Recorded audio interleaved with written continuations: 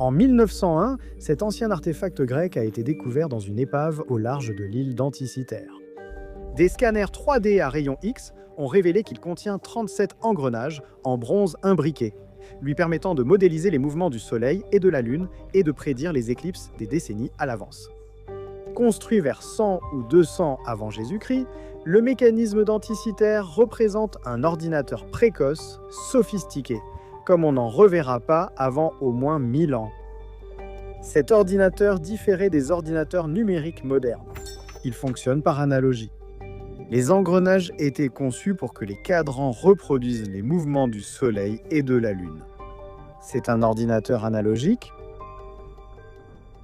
Voici un ordinateur analogique pour additionner deux nombres. Si vous tournez la roue noire d'une certaine quantité puis la roue blanche d'une autre quantité, la roue grise affiche la somme des deux rotations. En revanche, ceci est un ordinateur mécanique numérique, où vous pouvez additionner deux nombres d'un seul bit, donc 0 plus 0 égale 0, 0 plus 1 égale 1, et 1 plus 1 égale 2. Ces deux appareils illustrent les différences entre les ordinateurs analogiques et numériques. Les ordinateurs analogiques ont une plage continue d'entrée et de sortie, tandis que les numériques ne fonctionnent qu'avec des valeurs discrètes. Les ordinateurs analogiques représentent les quantités par des éléments physiques, comme la rotation d'une roue, alors que les numériques utilisent des symboles tels que les 0 et les 1. Si la réponse est, disons, 2, il n'y a rien dans l'ordinateur qui soit 2 fois plus qu'1. Dans les ordinateurs analogiques, c'est le cas. Pendant des milliers d'années, les gens ont utilisé des dispositifs analogiques, comme le mécanisme d'Anticythère ou les règles à calcul, aux côtés de dispositifs numériques, comme les abacs. Et jusqu'aux années 1960, les ordinateurs les plus puissants de la planète étaient en réalité analogiques. Les ordinateurs numériques ont explosé sur la scène avec l'avènement des transistors à semi-conducteurs, et maintenant, presque tout est numérique. La plupart des gens n'ont même jamais entendu parler des ordinateurs analogiques, mais aujourd'hui, tout cela pourrait bien changer. La loi de Moore, l'idée selon laquelle on peut doubler le nombre de transistors sur une puce tous les 2 ans, atteint ses limites parce que les transistors sont presque de la même taille que les atomes. En parallèle, les progrès de l'apprentissage automatique sollicitent fortement les ordinateurs numériques. La solution à ces défis pourrait bien être une nouvelle génération d'ordinateurs analogiques. L'un des grands défis auxquels l'humanité fait face depuis des millénaires est la prévision des marées. Napoléon et ses hommes ont failli mourir en traversant la mer Rouge à cause d'une erreur de calcul de la marée montante. Et les marins avaient régulièrement besoin de connaître les marées pour amener leurs navires au port sans s'échouer. La plupart des endroits côtiers sur Terre connaissent 2 marées hautes et 2 marées basses par jour, mais leur horaire exact varie, tout comme leur amplitude.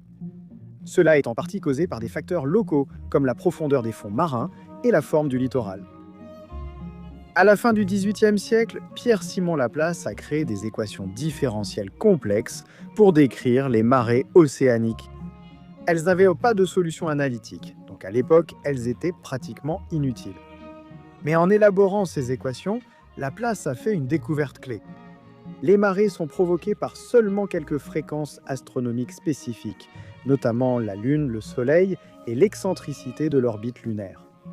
Chacun de ces facteurs contribue par une onde sinusoïdale d'une amplitude et d'une phase particulières à la courbe totale des marées.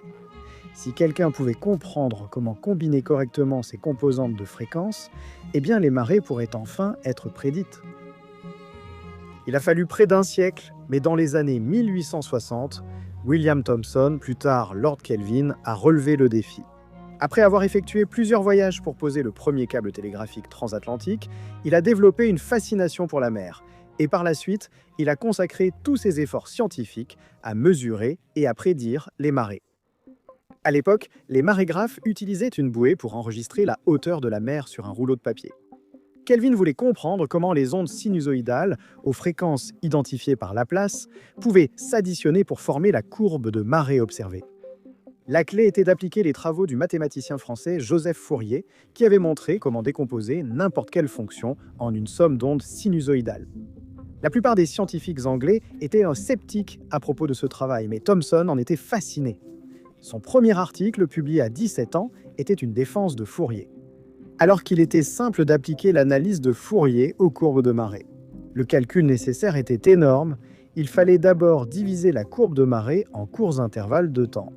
Puis pour chaque intervalle, multiplier le niveau de la marée par une onde sinusoïdale ayant la fréquence d'intérêt, additionner l'aire de tous ces rectangles et diviser par le temps total, ce qui donne un seul coefficient. L'amplitude de l'onde sinusoïdale avec cette fréquence. Ensuite, il faut répéter le processus avec une fonction cosinus avec la même fréquence.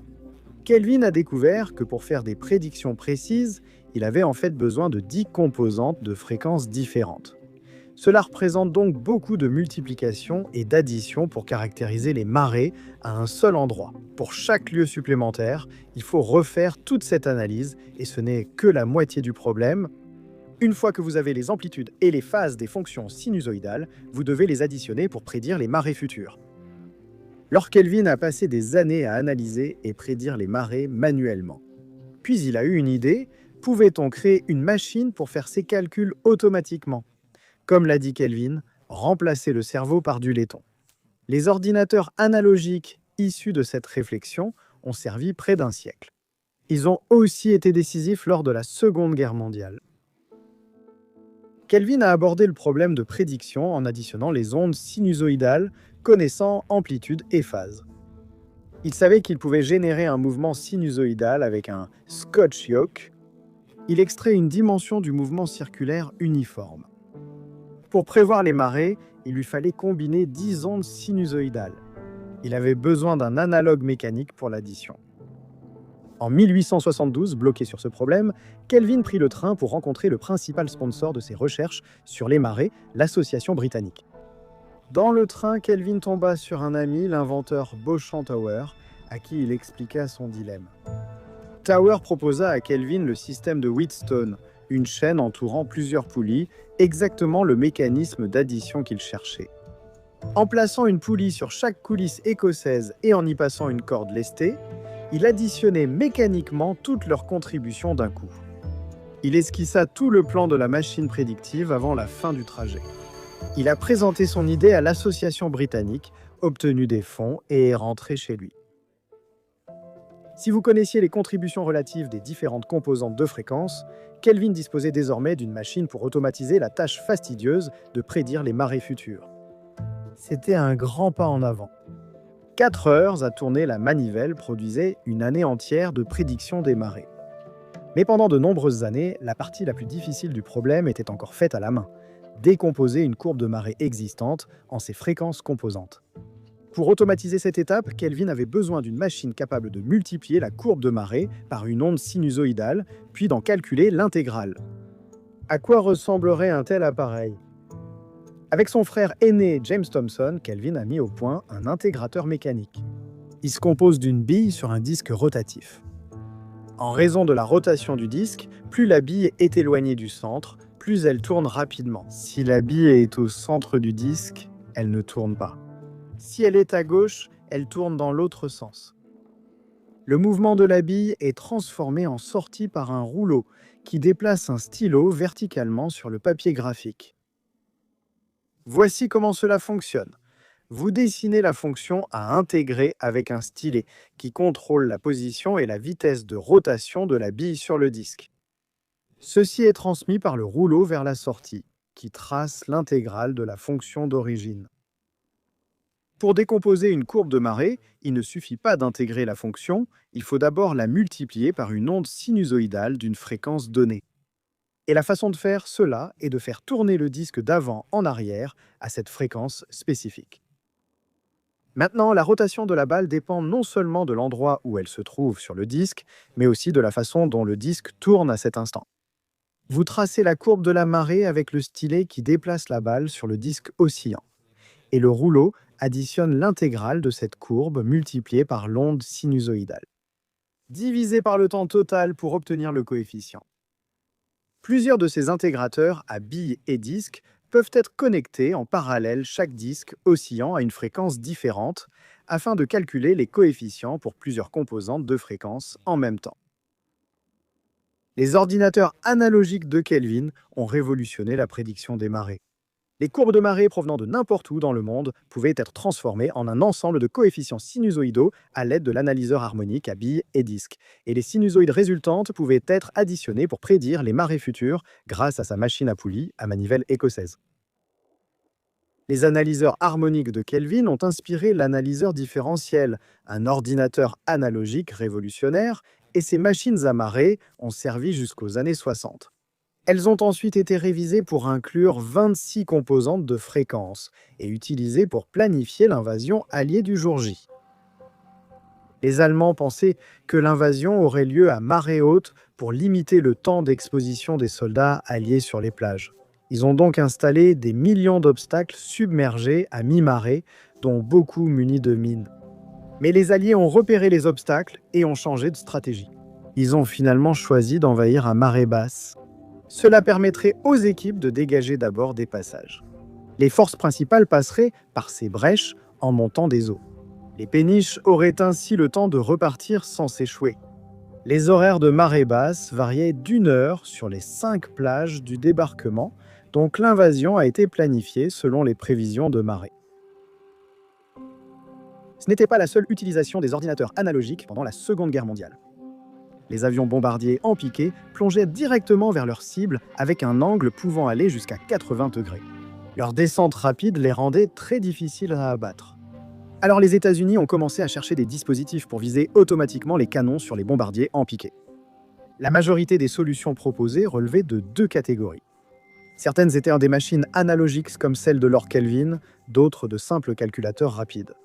Les machines à calculer mécaniques comme la BAC existaient depuis des millénaires, mais étaient trop lentes pour contrer les attaques de bombardiers en piqué.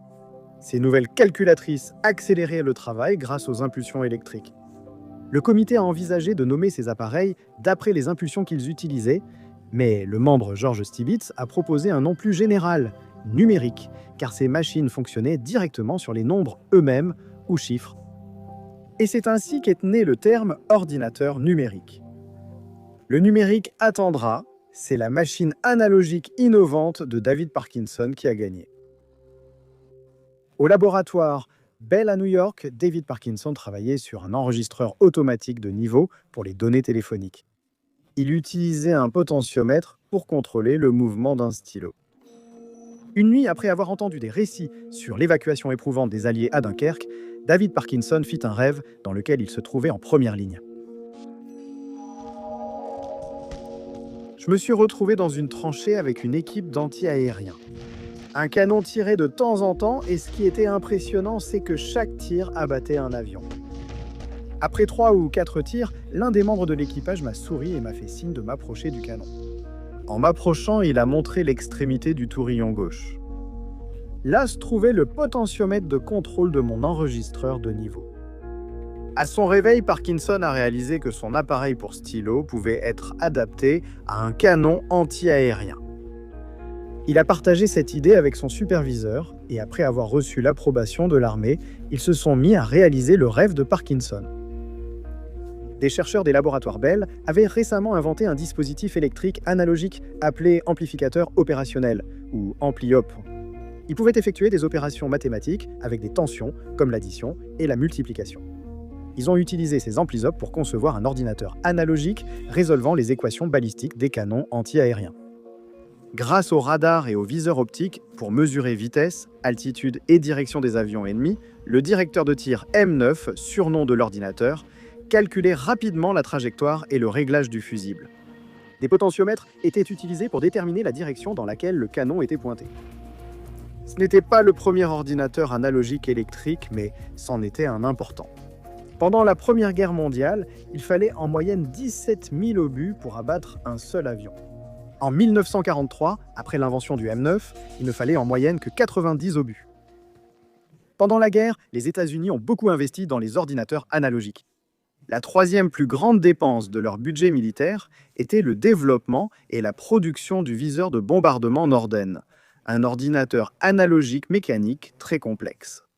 Malheureusement, ils n'en ont pas eu pour leur argent. Conçu par l'ingénieur néerlandais excentrique Carl Norden, le viseur de bombardement Norden a été fabriqué pour permettre des bombardements aériens de haute précision. Il utilisait 64 algorithmes simultanés différents dont un qui compensait la rotation de la Terre pendant la chute de la bombe. Le Norden était l'un des secrets les mieux gardés de la guerre. Pour empêcher que la technologie ne tombe entre les mains de l'ennemi, les bombardiers américains portaient des pistolets spécifiquement pour la détruire en cas de crash. Malgré sa réputation et les investissements, le Norden ne fonctionnait pas comme prévu. Composé de plus de 2000 pièces, il exigeait une fabrication très précise. Le problème avec les ordinateurs analogiques, c'est que l'appareil physique sert de modèle au monde réel. Donc toute imprécision dans les composants se traduit par une imprécision dans le calcul. Comme un jeu subsiste entre les pièces, refaire le même calcul ne donne pas exactement la même réponse. Dans la campagne américaine contre le Japon, les équipages de bombardiers n'ont pas réussi à détruire les infrastructures de guerre essentielles avec le viseur de bombardement. Les États-Unis ont alors abandonné le bombardement de précision pour incendier des villes japonaises entières au napalm. Avec l'avancée de la guerre, les ordinateurs numériques se sont imposés. Les machines Colossus numériques de Bletchley Park, au Royaume-Uni, ont joué un rôle clé dans le décryptage des codes allemands. Aux États-Unis, l'armée a investi dans une machine numérique extrêmement complexe et coûteuse connue sous le nom d'ENIAC. Elle a été conçue pour accélérer le calcul des tables de tir de l'artillerie terrestre. À l'époque, ces calculs étaient effectués à l'aide d'analyseurs différentiels, des ordinateurs mécaniques, analogiques, basés sur l'analyseur harmonique de Kelvin. Terminé après la guerre, l'ENIAC a montré la puissance des ordinateurs numériques. Il est souvent vu comme le premier ordinateur moderne. La révolution numérique a été rendue possible par la découverte de Claude Shannon dans son mémoire de maîtrise de 1936. Il a prouvé que toutes les opérations numériques peuvent se faire avec les éléments fondamentaux de l'algèbre de Boole. Deux valeurs, vrai ou faux, également notées 1 ou 0, et 3 opérations, et ou et non. Cela fait des ordinateurs numériques des machines de calcul idéales et polyvalentes. En revanche, chaque ordinateur analogique n'est qu'un analogue pour un seul type de problème. De plus, les ordinateurs numériques, utilisant des 1 et des 0, résistent mieux au bruit. Il faudrait une grosse erreur pour confondre un 1 avec un 0, alors que de petites erreurs dans les ordinateurs analogiques peuvent s'amplifier et submerger le signal. Donc de nos jours, tout est numérique. Nos téléphones, ordinateurs, centres de données Internet, même la télévision et la radio sont désormais diffusés en numérique. Les avantages sont évidents, puisque les appareils numériques fonctionnent avec des symboles, généralement des 0 et des 1. Ils fournissent des réponses exactes. En répétant le calcul, vous obtenez le même résultat. Ils sont robustes au bruit. De plus, comme seuls quelques composants sont nécessaires pour effectuer pratiquement n'importe quel calcul, ces composants ont été miniaturisés et optimisés, faisant des ordinateurs numériques des machines de calcul universelles idéales. On pourrait donc penser que les ordinateurs analogiques auraient disparu depuis longtemps, vestige d'un passé lointain. Mais l'analogique pourrait maintenant faire son retour. Il y a des startups qui travaillent activement sur des ordinateurs analogiques. Pourquoi cela se produit-il ? Quel pourrait être l'avantage de l'analogique ? Je voulais tout mettre dans une seule vidéo, mais l'histoire est trop intéressante pour la reléguer à 20 minutes. Donc cela arrivera dans la deuxième partie. Assurez-vous d'être abonné à la chaîne pour être averti lorsque cela sortira. Je vais vous donner un indice sur la suite dans cette partie de la vidéo qui est sponsorisée par Brilliant. Brilliant est un site web et une application qui utilise l'interactivité pour aider à apprendre des concepts en sciences et mathématiques. Pour la suite de cette vidéo, il serait utile de réviser l'intelligence artificielle via les cours de Brilliant sur les réseaux neuronaux. Analysez ici comment un réseau neuronal déchiffre votre écriture. Je vous recommande également leurs cours de calcul qui sont très interactifs. Brilliant est génial car il vous guide pas à pas dans les sujets, posant des questions au fil du parcours, ce qui teste en permanence vos connaissances et évite de croire tout comprendre trop vite.